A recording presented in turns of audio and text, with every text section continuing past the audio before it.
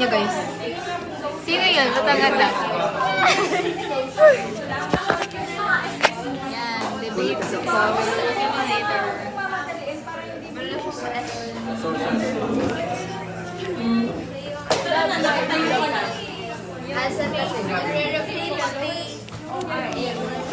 Yun lang, bye-bye. Ano ba? Tama na, guys. Don't fight. Pangina mo! Bobo ka, te! Go ka na! Go! Ay, doon na nga yung sopo niya.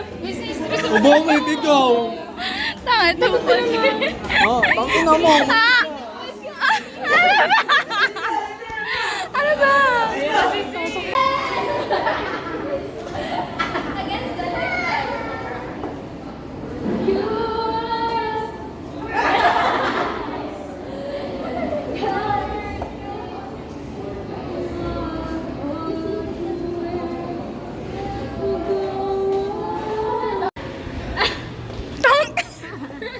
Bakit eh? Guys, nagpa-practice na yung mga ibang graph. Huwag na tayo mag-practice.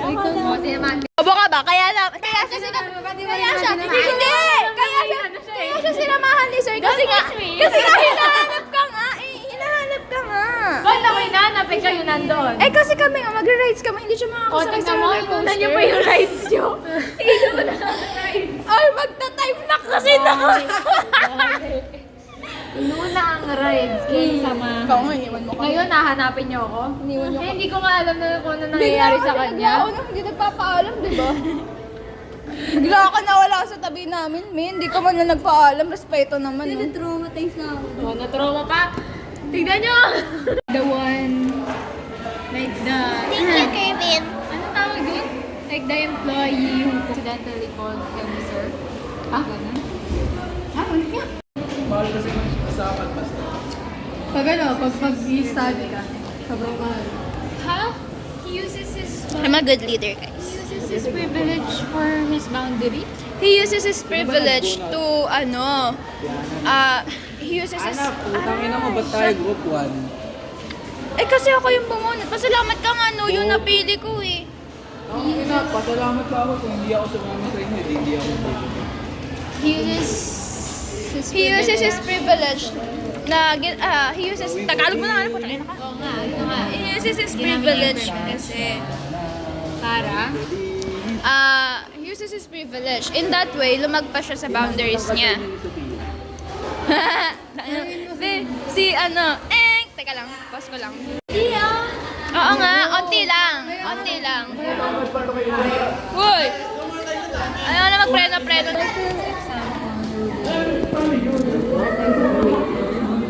Mas matangkad ka ba dun, eh? Against the light! Against the light. Nandito ako sa manda. Okay lang yun, wala nakikita. Kang saka ano, hills. Pero pag hindi naka-hills, kasi tangkad mo. Uy! Sino yan? Ako nga! Bangis mong si Joggeran at saka si Maasi. What the? Uy, hindi. Ako nga, Brigela? Bea? Alonzo? Hindi. Bea Buda! Bea Bunda! Nice honor, Lanzo. Not here! Sige, yan! Hindi siya makareact, nakatutok sa kanya.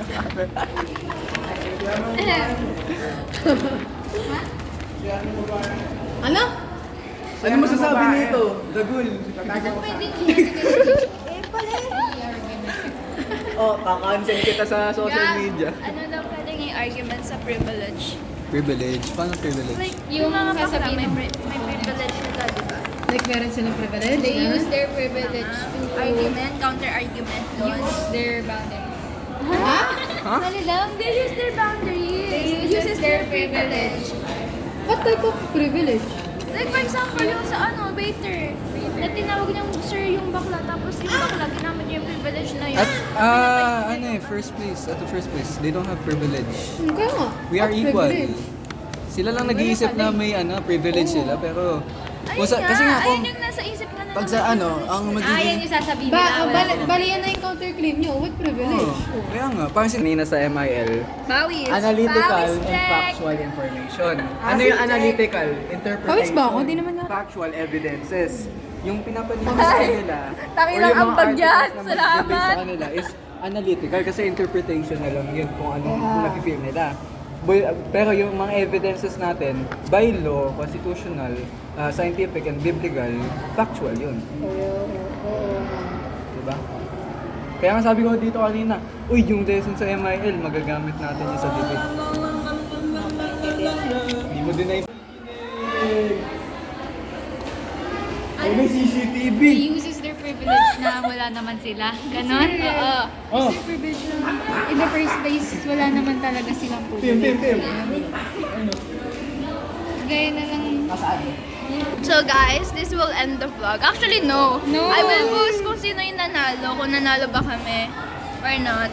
Let's Yung stay magboboto humble. daw, either, Stay yung magboboto daw, either si Sir, mga kaklase natin. Kung ano sa tingin nila mas maganda yung pag-deliver. Guys, magwawagi tayo sa Kaya mas- factual Day- information. Importante rin yung maiintindihan ng viewer. Kasi sa 202, nung nag-debate sila, yung Hindi bumoto maintindihan. raw is yung mga kaklase. Tapos tinanong nila kung bakit daw yun yung binoto nila. Yung sinabi nila kasi yun yung naiintindihan nila. Kumbaga dun, yun, Hindi dun sila- complicated. Hindi sa atin kasi, mas naiintindihan nila kasi sa bylaw, wala pa talaga na ipapatupad Oh, wala na talaga. rights. Yun nga. Saka, Kailangan commonly isip- known na yan.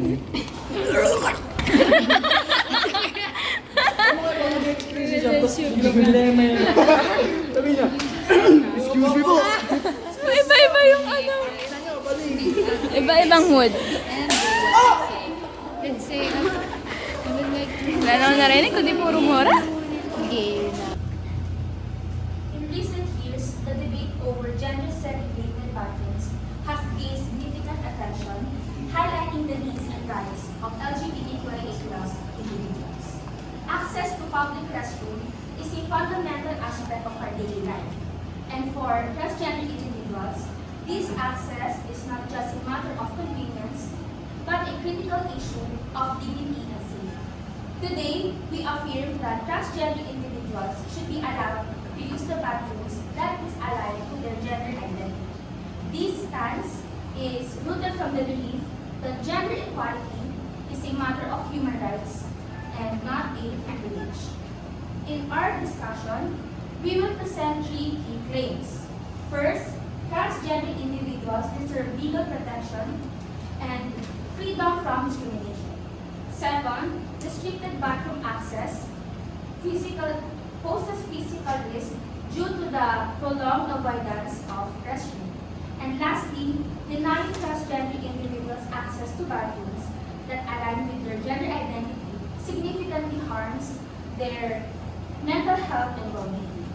By supporting this position, we align ourselves with principles of equality and respect, striving for a more inclusive world where everyone can live authentically without any fear of discrimination or harassment. Okay, thank you for that wonderful opening speech. Now let us listen to the opening speech of the no team. Timer starts now. We strongly disagree of allowing transgender to use restrooms based on their preference. It's because it's a human with man parts currently installed with women, and not all females are comfortable in it. For instance, or in fact, this could lead to a negative impact to those children.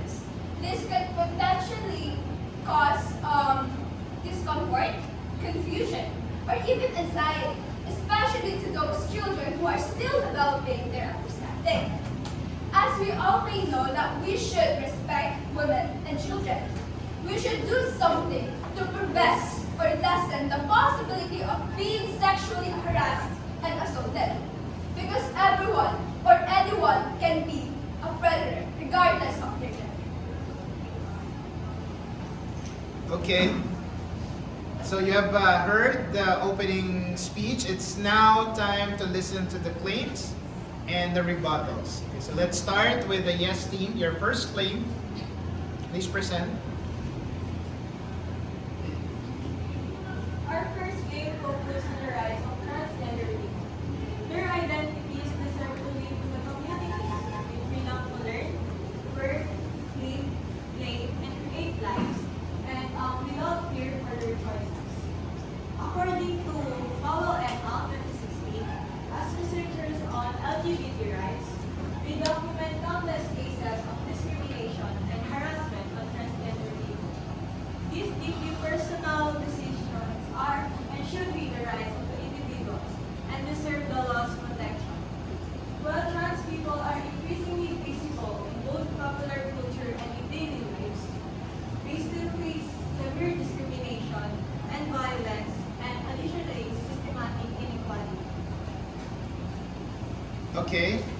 remind you that you should listen to the claim so that kailangan na target nyo yung kanilang kailangan yung counterclaim nyo, yung rebuttal nyo ay na-target. You can actually speak in Filipino if it's going to give more emphasis on what you are saying. Okay, kasi nakapag-deliver naman na ng opening speech. Okay, and we are not politicizing, you know, the debate. Okay, so ready to do the rebuttal? Anyone from the no team?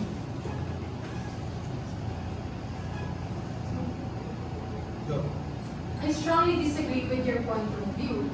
In the disagreeing, we know that males are normally dominating because of testosterone. If we're talking about respect here, there are also constitutional rights na nilagay na sa inyo. If you're talking about the rights that LGBT has, it's not legal. It's not legalized yet. If we're talking about how we should accept them as they are, they're not still a woman. If we're talking about they're already transsexual, or we're talking about transgenders here, even if you say that they don't have malicious intent on people, there are still health risk or safety for children or either for women. For example, even if they are dressed as a female or a male, they can still have male diseases that they can carry to women. For example, like HIV or AIDS. Diba? Hindi kasi lahat ng male na nagdedress as female is accepted normally sa natin ngayon, sa generation natin ngayon. Okay, thank you. And now it's time for the jury to decide kung na-address nga yung na-counter nga yung claim. Let's go to claim number 2. Moving on to the second claim, which tackles about physical health.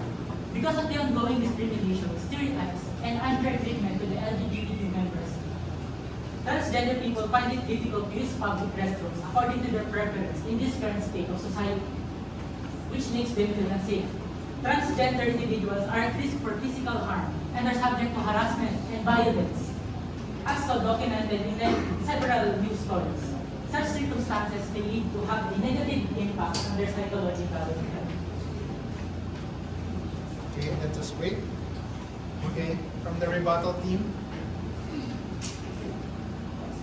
Go. So based on your point that you can affect the physical of a person of the LGBTQ, but if you'll think about it, it won't cause too much for like physical or mental health issues with them, because at first they're the ones who was defending what they believe in, and it's there for them to prove themselves to us, because it's different from what we do.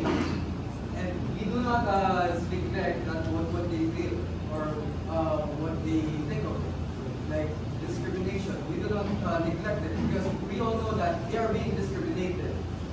Before time, they were discriminated so badly that they would just stop being, part of the LGBT community. But in this generation, they are being respected and giving those privileges that they are experiencing right now, and being understood by the society. Okay, just in time.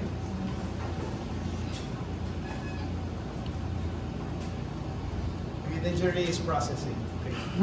Let's listen to the third claim. So for our third claim, it is important to allow individuals to use bathrooms in which they identify as this affects their mental health. When they are denied access to suitable restrooms, they feel or they experience heightened tension, worry, and feeling of vulnerability due to unsafe surroundings. According to the study of American Journal of Public Health, revealed that denying transgender individuals equal access to public restrooms adversely affects their mental health and psychological well-being. It can lead to increased health and contributing to higher rates of mental health issues, worsening their mental health. Additionally, research in traditional health has shown that restrictive bathroom policies not only increase the rates of depression and anxiety, but also elevates the rates of suicidality among transgender It's the individuals. same topic. Okay, so mental health. That's what's being affected. Okay, let us listen to the rebuttal. Okay. So if we're going to tackle about mental health, what about the mental health of those who will be affected by their, appearance in those facilities that wasn't made for them? First, what is the first purpose of having a gender segregation in our bathrooms? It's for protection and for the safety and privacy of women and children. Because as you all know, women are more fragile than men, and men are more stronger than women. Even if we, in this generation, we consider women and men as equal, but biologically, we are still stronger than men. And if there is a possibility that a crime can be committed, why shouldn't we prevent it or have a prevention to lower those percentages of a crime being committed in those such facilities, where women and children should feel safe and have a privacy in that facility given to them? Okay. So you've heard the claims, you've heard the counterclaims of the other group. Now it's time for the no team to present your claims, and then the yes team will now do the rebuttals. Okay, 1 minute again. So let's begin with the first claim. Go. LGBTQ often use their privilege. Why? Kasi, ang LGBTQ, like for example, I mean, ginagamit nila yung power nila or difference nila para sundin sila ng ibang tao. Let's say for example, yung tinawag na sir, yung hindi na tinawag na sir. What can you say about it? Diba? Parang ginagamit nila yung privilege nila para lagpasan yung boundaries nila para dun sa waitress. So, even if it's not necessary, inano niya pa rin, in-address niya pa rin yun, nabinibig niya pa rin na bakit siya tinawag na sir. So, meron ba talaga silang privilege sa first place? Okay. Okay, ready? Go. Yung cases na yun na yung na, may studies at maraming studies na nagsasabi na individuals at maraming transgender individuals na affected ng hindi magbigay ng access sa bathroom. And yung ngayon is gender segregated where they go to the bathroom where yung biological sex nila is doon sila na physically harassed and discriminated. May study na nagsasabi na 4 times more likely na sexually harassed and physically assaulted ang transgender individuals. Okay. Showing the reference. Okay. May source tayo. Okay. So, second claim, ready? Go. So based on the constitutional rights, what we were talking about earlier about rights and equality was given already in the Article 3, which is the Bill of Rights, the right to privacy, right to freedom of speech and expression, and so on. So if you're going to tackle equality, what is equality to you? Because if you're going to ask for demanding for so much or more treatment, that even the straight person doesn't even have or does not have or as a person. So isn't it going to be advantage to them? Because if you're having this special treatment, shouldn't it be for everyone? Because if you're going to fight for equality, it should go always in all genders. So Okay. Pakilang claim na. Second claim. Sa human rights, and there are actually countries that approve the transgender individuals to use the bathroom which they can identify with. And studies suggest that there are more increased crime rates in those countries and individuals.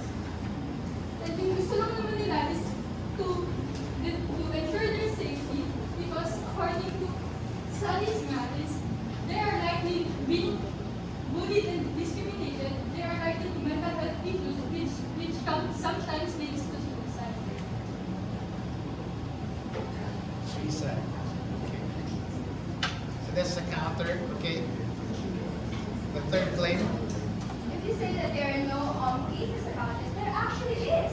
First, in Virginia, the school boards tried to hide a rape of a female student by a biological male or a transgender. So there is, we call this, there is a case of it, named transgender, rape, literally rape a female inside the female restroom. And not just that, there is one also in Oklahoma, a transgender student charged with assaulting female high school classmates in the bathroom. So there are cases na yung mga, if you allow transgender to use restrooms based on their preferences, is that you cannot identify which one is pure or not. Even though LGBTQ has pure hearts, you cannot identify if some of them is literal na transgender ka ba talaga, because they can pretend to be a transgender para lang mamboso sa female bathroom. There are cases of it.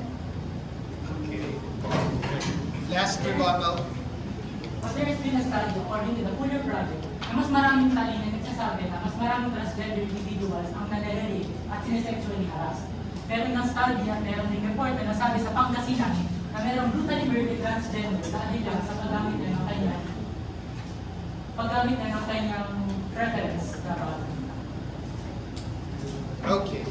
So we're done with the arguments and the rebuttals. That's okay. All right. You have presented all your claims and there were answers. Okay. So it's up for the jury to decide if the counterclaims are sufficient. Yan, kaka-RRL nyo yan. Okay. Now let's listen to the final statement, the closing statement of each team. So let's begin with the yes team. It's now time for you to persuade our jury. Achieving gender equality isn't just altering the structures of the society, but also transforming the way we view and value each person's inherent worth and dignity. Therefore, allowing transgender to use the bathroom of their preference doesn't mean it's just a structural change. It's it is respecting and recognizing their worth and dignity. In conclusion, allowing them to use the bathrooms of their preference allows them to take care of their health, particularly their physical and mental well-being. Due to discrimination and rejection from society, transgender often experience extreme stress and health risks. They also experience physical harm by consistently avoiding to use the restroom. Most importantly, allowing them to use the bathroom of their preference advocates for human rights. By supporting this choice, we're not only addressing their immediate needs, but also standing up for their fundamental rights. This approach reflects a commitment to equality and fairness, ensuring that everyone, regardless of their gender identity, is treated with the respect they deserve. Thank you. Okay, and finally, the closing statement of the no. Yes, we do love our LGBTQ community and friends, but should we neglect the rights of those others that who will be affected in this issue that is being tackled right now? Should we ignore what they want just to entertain the needs and the special treatment that a community wants them to have? So even if there are cases, should we turn a blind eye to it? And should we not inform our fellow citizens in society about those and protect those who are victims of this issue? And we should still, we are staying firm in our what we believe, and what we believe is we disagree. Okay. Thank you very much. Congrats! And still defending. Ito na guys, the result. Ay, asa ba yung five? We're not sure, regardless. 0.6% in difference.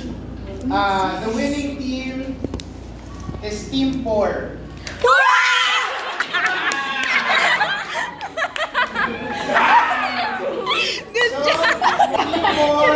Paano nangyari? Team 4 will have plus 20 rating.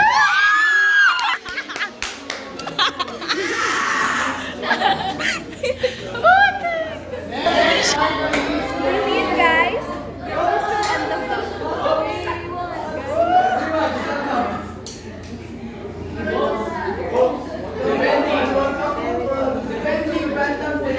Okay, team number 3 is the yes, correct? Team number 6 is the no. Okay, so this is 6.3 difference. Okay, 6.3 points difference. Okay, so the winning team will also get 20 points in the exam. Congratulations, team number 3. Okay.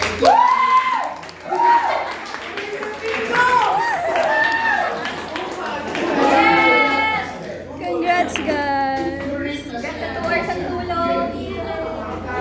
Alright, so that ends our performance task for today. Of course, may corresponding points na rin po sa inyong performance. Assignment, please submit the assignment. The short film, We did it!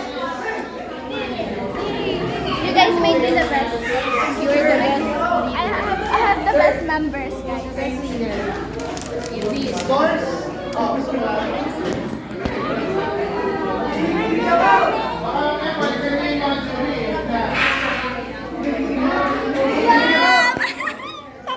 Papakain si Tito. Samgyup, samgyup.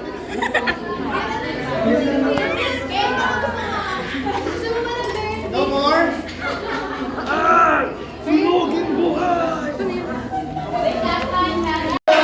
Paano yun?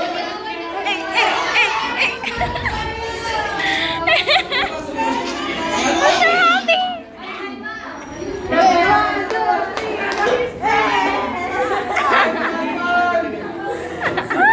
Mga OA! The best leader. Our best leader.